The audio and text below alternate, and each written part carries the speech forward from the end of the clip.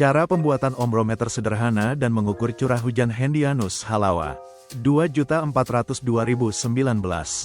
Dosen pengampu, Salmiyati MPD, PhD Program Studi Agroteknologi, Institut Teknologi Perkebunan Pelalawan Indonesia. Pendahuluan, curah hujan merupakan komponen penting dalam siklus hidrologi yang perlu dipantau secara berkala untuk berbagai keperluan seperti pertanian, pengelolaan sumber daya air, dan mitigasi bencana banjir. Hidayat, 2023. Ombrometer atau penakar hujan adalah alat yang digunakan untuk mengukur jumlah atau intensitas curah hujan dalam jangka waktu tertentu. Sari, 2024. Pengukuran curah hujan menjadi semakin penting di era perubahan iklim saat ini, di mana pola curah hujan mengalami perubahan signifikan dibandingkan dengan dekade sebelumnya.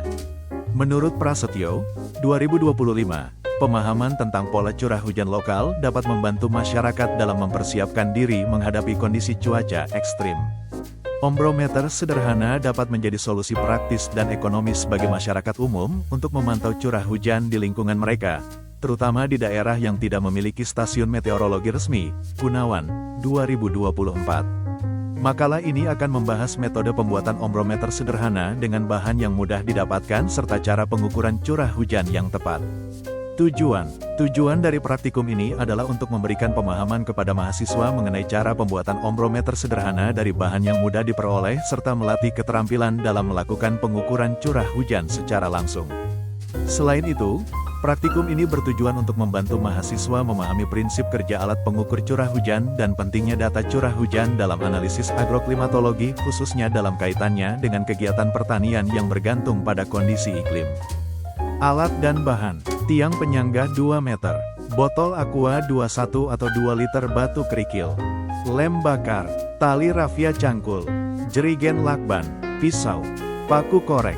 Cara kerja: untuk botol aqua, pertama potong botol aqua pada bagian yang seperti corong, setelah itu masukkan kerikil sedikit, kemudian balik posisinya seperti dan satukan dengan botol dan lakban. Untuk alat corong, pertama masukkan selang ke lubang bawah corongnya kemudian lakban supaya kuat, dan pada botol satu lagi dibolongi tutup botolnya dan masukkan selangnya. Setelah itu pasang alatnya dengan menancapkan tiangnya terlebih dahulu kemudian ikat alatnya di tiang. Begitu juga pada alat corong, kemudian lakukan pengamatan selama 2 minggu dan catat hasilnya. Kopi aja. Ombrometer bekerja dengan prinsip menampung air hujan pada area tertentu untuk mengukur volumenya, di mana 1 mm curah hujan setara dengan 1 liter air per meter persegi. Oh, berarti Rahman, Cece motongnya muka-muka sendiri ya? Alat sederhana ini dapat dibuat menggunakan botol plastik transparan, penggaris, spidol, kerikil, dan alat pemotong. Gunawan, 2024.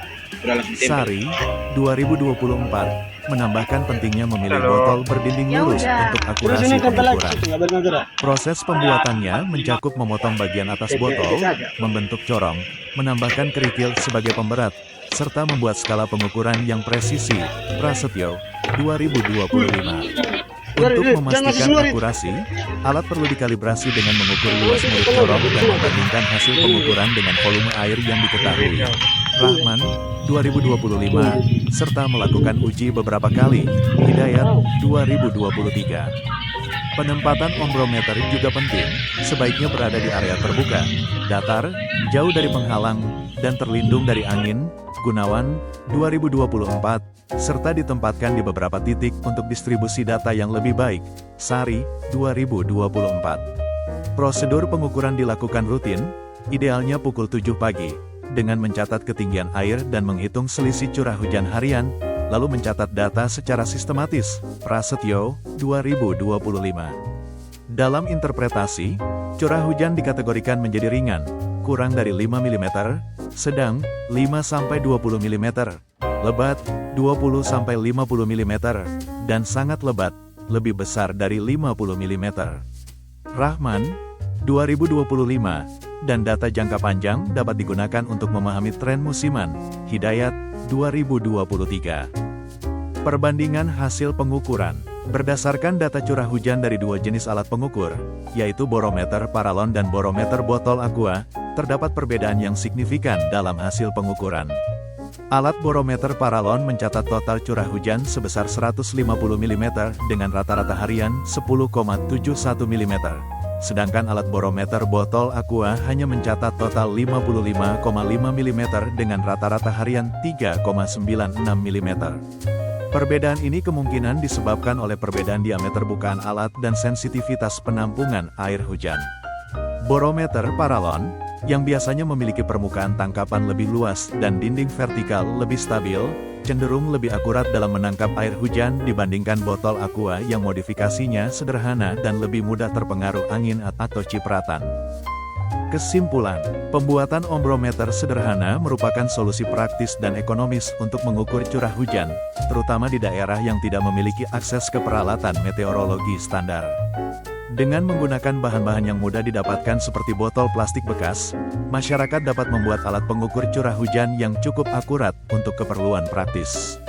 Penempatan yang tepat dan prosedur pengukuran yang konsisten menjadi kunci dalam mendapatkan data yang reliabel.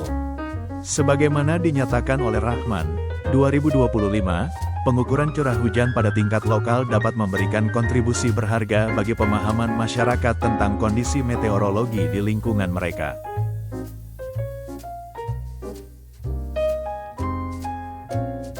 Sekian video laporan praktikum saya hari ini. Saya ucapkan kepada teman-teman sekalian terima kasih atas waktunya.